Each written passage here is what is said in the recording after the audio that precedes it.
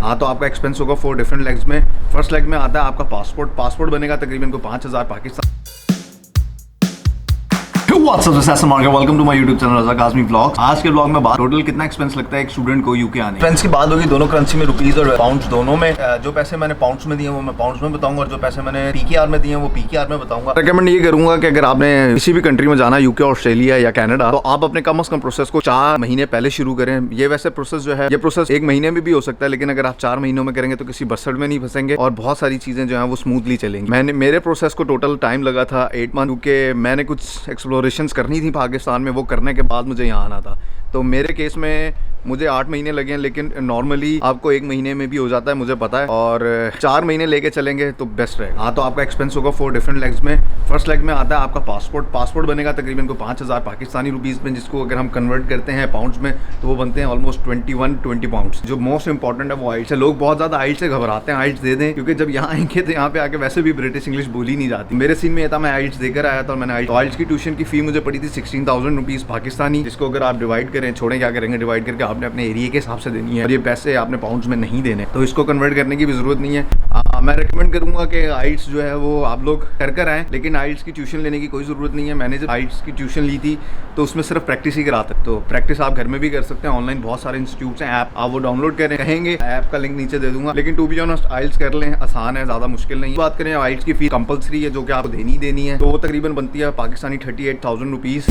अब बात करते हैं लेग 2 की। लेग 2 में आते हैं आपके 3 केसेस। सबसे पहले कंसल्टेंट की फीस। कंसल्टेंट फी वेरी करती है। मेरे केस में 30,000 रुपीज़ पाकिस्तानी थे। हर कंसल्टेंट अपने हिसाब से पैसे लेता है, कुछ आपके फौरन ले लेते हैं, मतलब केस शुरू होते ही, और कुछ होता है जो केस के एंड पे लेते हैं। मेरे केस में केस के एंड पे जब मेरा वीजा प्रोसेस होने गया तब मेरे से फीस। और कंसल्टेंट नहीं भी कराते तो आपका केस बन जाएगा मेरी वीडियोस देखकर, तो कंसल्टेंट की फीस मेरे अकाउंट में भेज देना। और उसके बाद आपने जो फर्स्ट इनिशियल काम कराना वो बहुत जरूरी है, वो है टीबी टेस्ट। यूके आने के लिए टीबी टेस्ट की डेट्स बहुत मुश्किल से मिलती हैं। एज सून एज पॉसिबल अपने टीबी टेस्ट को रजिस्टर करा लें, जिसकी पाकिस्तानी करेंसी में प्राइस है 11,275 to be precise, 11,275। Second important काम, सेकंड लेग में थर्ड इंपॉर्टेंट काम आता है, वो आता है इनिशियल डिपॉजिट। मेरे केस में इनिशियल डिपॉजिट 7,000 पाउंड्स था। ये यूनिवर्सिटी टू यूनिवर्सिटी वेरी करता है। मेरे बहुत सारे दोस्त जो यहाँ आए हैं उन्होंने 2,000 पाउंड इनिशियल डिपॉजिट करवाया। जब आप इनिशियल डिपॉजिट जमा कराते हैं तो ही आपको जो है वो कैश इशू होता है यूनिवर्सिटी की तरफ से, फिर जिसकी बेस पर आप यूके का वीजा मिलता है। तो इनिशियल डिपॉजिट आपको लाजमी कराना पड़ता है यूनिवर्सिटी के अकाउंट पे, चाहे आप कंसल्टेंट के थ्रू आए या विदाउट कंसल्टेंट आए, आपको ये पैसे जमा कराने हैं। बात करते हैं थर्ड लेग के बारे में। थर्ड पार्ट में आपका आता है IHS, जिसको कहते हैं हेल्थ इंश्योरेंस और वीजा फीस।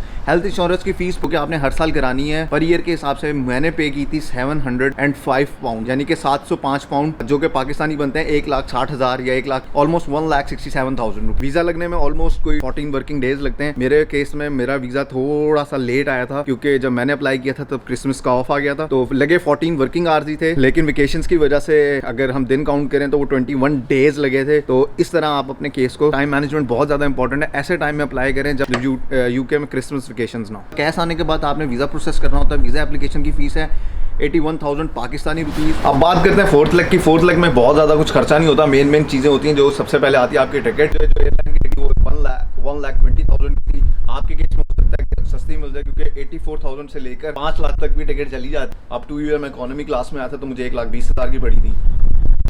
6,000 का आपको जो है वो PCR टेस्ट कराना है पाकिस्तान से निकलते हुए, और 12,000 रुपीज़ यानी कि 60 पाउंड्स की आपने कोविड किट खरीदनी है, जो आपके घर में डिलीवर होगी, जिसके बाद आप 2 दिन क्वारंटीन करेंगे और फिर बाहर जा सकते हैं उसके नेगेटिव आने पर।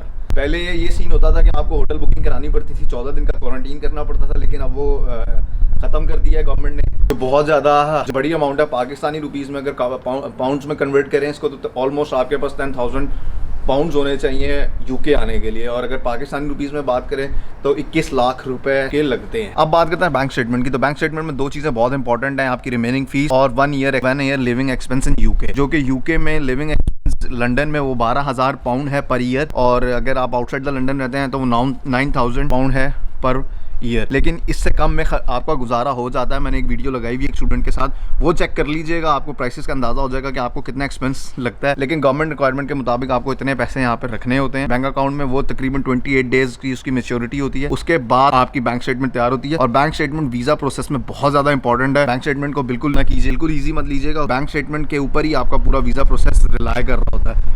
और और अगर आपकी बैंक स्टेटमेंट गलती से भी गलत निकल आती है तो आपका वीजा की जो आपने पेमेंट की है वो आपके ज़ाया हो जाते हैं, आपको दोबारा चांस के लिए दोबारा वीजा फीस भरनी पड़ती है। तो अच्छा कंसल्टेंट जरूर कराइएगा, मैं यही रिकमेंड। अच्छा कंसल्टेंट कराना इतना ज़्यादा इंपॉर्टेंट नहीं है, लेकिन अगर केस को थोड़ा स्ट्रॉन्ग करना है तो कंसल्टेंट आपकी हेल्प कर सकता है। कंसल्टेंट एक हेल्पिंग हैंड है। अगर आप उसकी मदद ले लेते हैं तो आपको अच्छा फायदा हो सकता है, और अगर आप उसके बगैर भी कराना चाहते हैं, अपने ये पैसे भी बचाना चाहते हैं तो बच सकते हैं। तो इसमें से आपकी जो मैंने ओवरऑल अपना एक्सपेंस बताया, इसमें आप कंसल्टेंट की फीस और आइल्स की ट्यूशन फीस बचा सकते हैं। इसके अलावा बाकी सारे खर्चे जो हैं वो आपके होने हैं। बस आज की वीडियो को इतना ही शॉर्ट एंड सिंपल रखते हैं, क्योंकि मैं नहीं चाहता कि इन्फॉर्मेटिव वीडियो जो है वो मैं चाहता हूँ कि इन्फॉर्मेशन बहुत ज़्यादा डायरेक्ट और स्ट्रेट फॉरवर्ड होनी चाहिए, क्लैटर नहीं होनी चाहिए। इसलिए इस वीडियो को शॉर्ट एंड सिंपल रखते हैं। जितना एक्सपेंस था मैंने आपको एक वीडियो में समराइज करके बता दिया है। आपके 22 लाख पाकिस्तानी और मोर देन 22 लाख पाकिस्तानी और अराउंड 10,000 पाउंड्स लगेंगे यूके आने। तो बस आज के ब्लॉग को यहीं खत्म करते हैं। I hope you like it. If you like it, go share and subscribe to my channel stop wishing start doing boom. और प्लीज़ लीव द कमेंट अगर आपको ये वीडियो थोड़ी बहुत भी इन्फॉर्मेटिव लगी है, कहीं से भी देख रहे हैं, ज़रूर नीचे कमेंट कीजिएगा। यूके आने का फ़ायदा है या नहीं है वो हम किसी और दिन बात करेंगे। तो इंपॉर्टेंट बात थी खर्चे से रिलेटेड, वो कोई चीज़ मैंने मिस नहीं किया। अगर कोई चीज़ मिस हो गई है और आप जानते हैं तो नीचे कमेंट में लिख